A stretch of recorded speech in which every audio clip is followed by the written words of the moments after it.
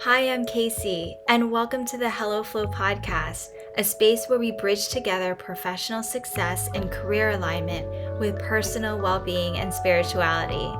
At a time when many people are awakening to their soul's purpose and navigating that messy but magical middle, I offer this space for growth, well being, and spiritually grounded practices to support you in your daily grind and pursuit of embodying your Dharma.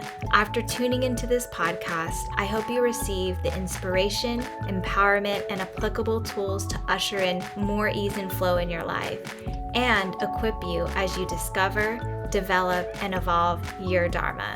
Now, on to the episode.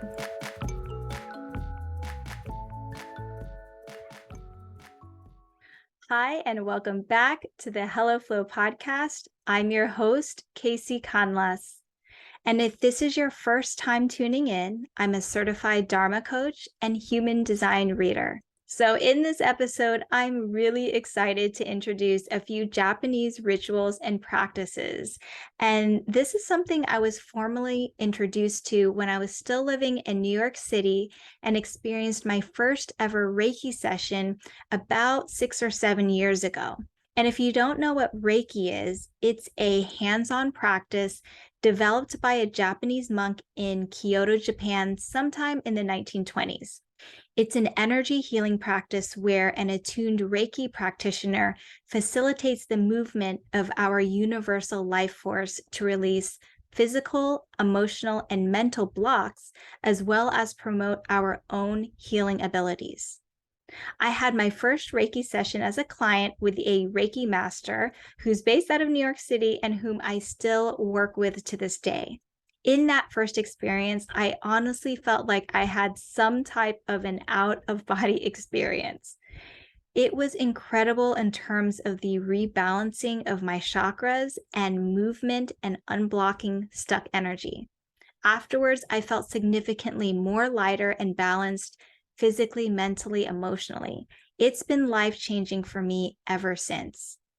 It really was an impactful experience. And so afterwards, I ended up accepting the invitation to become attuned as a level 2 Reiki facilitator. So maybe someday I'll become a Reiki master myself. So that was my experience with the first Japanese ritual I came across. It also happened to be one of the earlier entry points into going even deeper into my own well-being and spirituality. So because of this, Reiki is a very, very special modality to me. Recently, I became a bit more curious about other Japanese practices and rituals. So I started to do a little bit of research and came across a few others that I'd love to share with you. The first one is Ikigai, which is the Japanese concept to finding your purpose and living a joyful life. Clearly, as someone who is into Dharma through the Ayurveda lens, I'm very interested in learning more about this approach, and hopefully I can share more with this community sometime in the future. I have also recently learned over the past year or two about forest bathing, or Shinrin Yoku, which entails being in the forest, surrounded by trees and greenery. You can walk around, but you can even lay or sit down. You can take in the energy, the sounds, the environment, and be really present in the space. I hear there are lots of amazing benefits to forest bathing, including calming your nervous system, bringing down high blood pressure, and increasing creativity. But for this episode, we'll talk more about Misogi. And I hope I'm pronouncing these rituals correctly. If I'm not and you're well-versed, please educate me, DM me, send me a voice note on Instagram. My handle is @KayceeCan, which you can also find in the show notes. So a little bit of background story. I first heard about Misogi through Jesse Eatzler. He's a coach, entrepreneur, and ultra endurance athlete. I found Jesse through following his life, who many of you probably know, Sarah Blakely, the founder of Spanx. And I started following them when they became part of the new ownership group of my hometown NBA team, the Atlanta Hawks. So I'm just going to go into a little bit of personal background. I was born and raised in the suburbs of Atlanta, Georgia. I grew up a major professional sports fan in a sports family. I was a youth athlete. My nephews currently play at the highest level of youth soccer. My former dream corporate career was in sports for a decade at the NFL. So, sports in general, a huge part of my life well before I got into well-being and spirituality. But back to Japanese rituals. Jesse Eatzler had posted on Instagram a few months back about the ancient Japanese ritual called Misogi and the Misogi challenge, and how he practices this Japanese ritual every year. So, what is Misogi? In essence, it's about transformation, shedding old habits and beliefs that no longer serve you. So in traditional Japanese culture, Misogi is a purifying ritual of the body and mind by immersing yourself in cold water. So think in today's terms like a cold plunge, or standing underneath a waterfall and taking in the cleansing that way, intentionally. So now when you first hear about those two methods, you may initially think that's not that hard.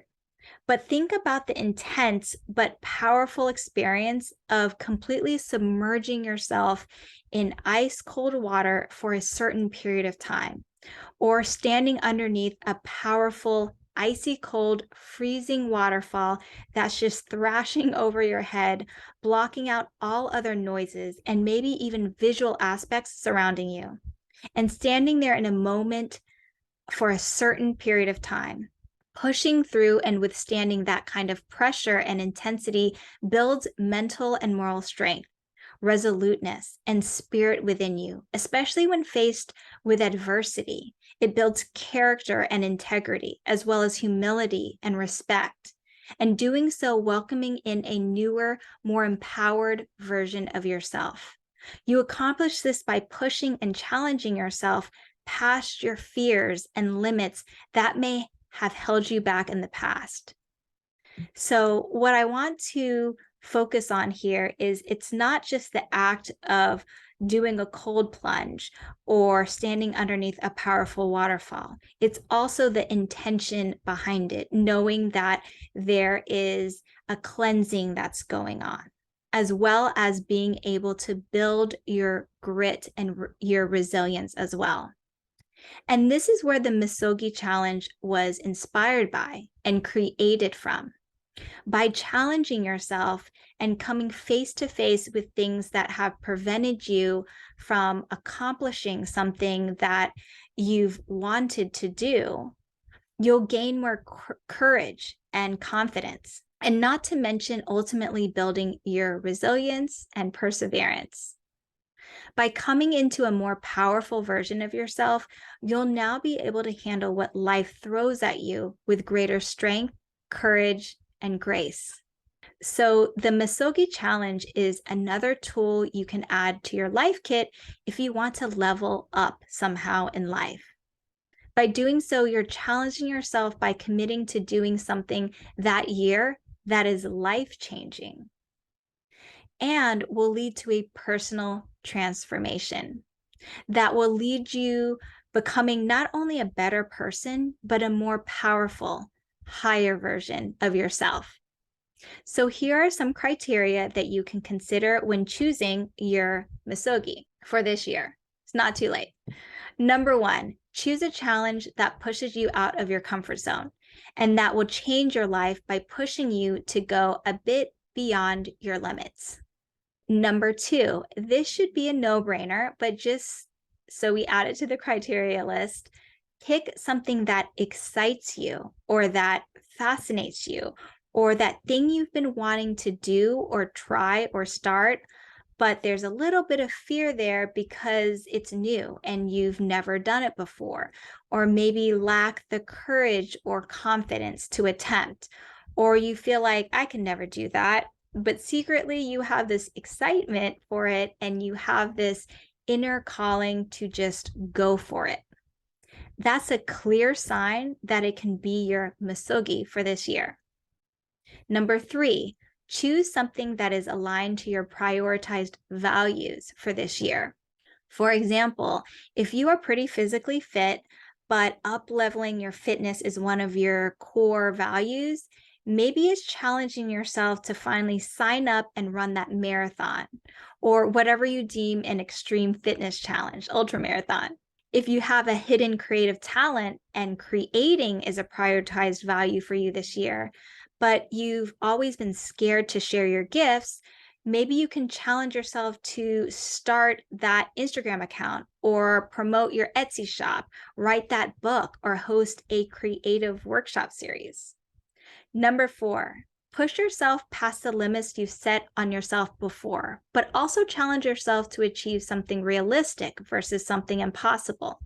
For example, don't let timing get in the way. If committing to doing something every day or every week or some type of long-term training for something just seems like too big of a leap, perhaps something month-long or even a day-long experience could be life-changing.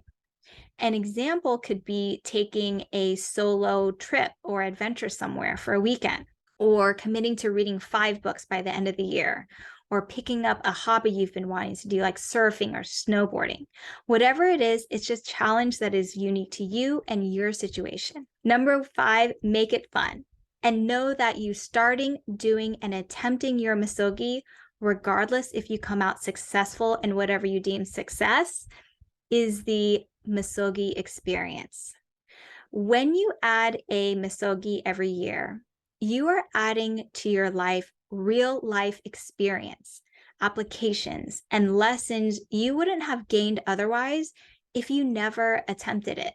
You will also gain greater and compounded growth, depth, experience, creativity, leadership, strength, courage, grit, resilience. The list goes on. More benefits to adding a Misogi every year: creating forward progress and drive in life in general, creating epic, memorable life events and memories, and living a life that is filled with excitement, adventure, and impact. Practicing this ancient Japanese ritual is committing to becoming a better, higher, and more empowered version of yourself.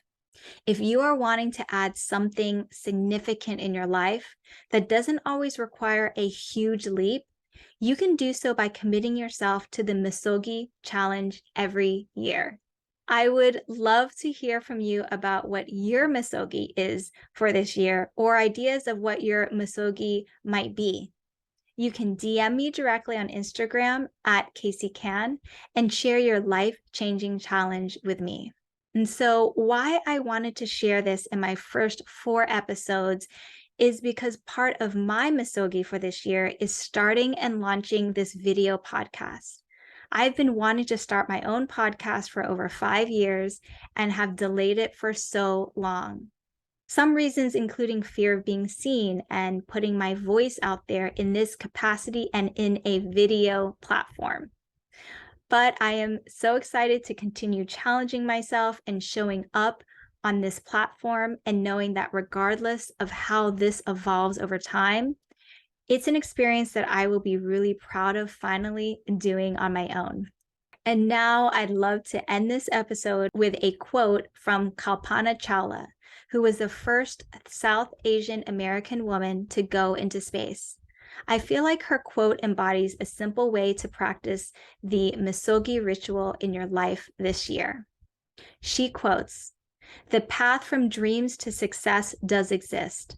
May you have the vision to find it, the courage to get onto it, and the perseverance to follow it." Thank you so much for listening to today's episode. I would love to hear what resonated with you, so follow and DM me on Instagram at KayceeCan and let me know. You can also find other ways to stay connected with me by visiting the links in the show notes. Thanks again for tuning in, and see you on the next episode of the Hello Flow podcast.